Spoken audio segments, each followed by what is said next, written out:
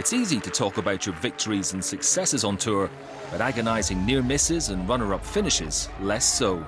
We recently spoke to Kenny Perry, twice a runner-up in the majors, who now plies his trade on the PGA Tour Champions, about how it feels to just miss out on some of golf's biggest titles. You are judged on both tours on the amount of major championships that you win.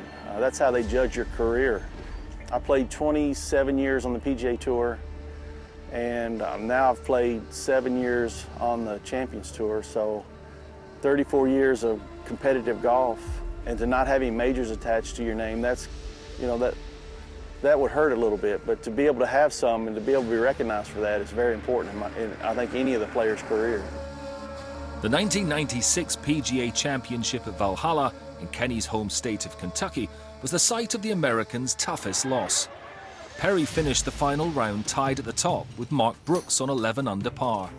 In the subsequent sudden death playoff, Perry struggled whilst Brooks found the par 5 18th green in 2.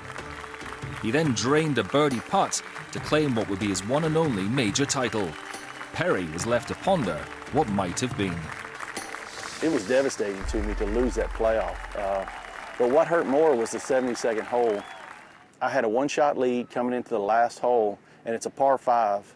And normally I can hit a driver and a 4-iron right in the middle of that green, and I should have been able to get it up around and make par or make birdie to win the championship. And I pulled my drive left, I hit a poor second shot, and I hit my third shot to about 15 feet.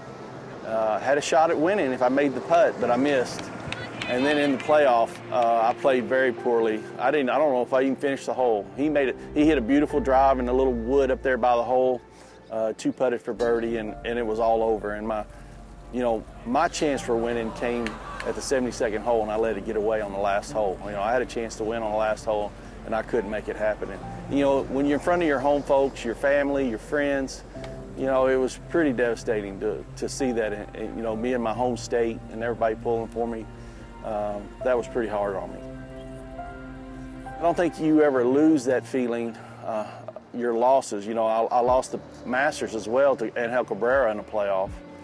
And I think, your Champions Tour majors are huge and they're big and they mean a lot to you, but I think the sting of those losses are more.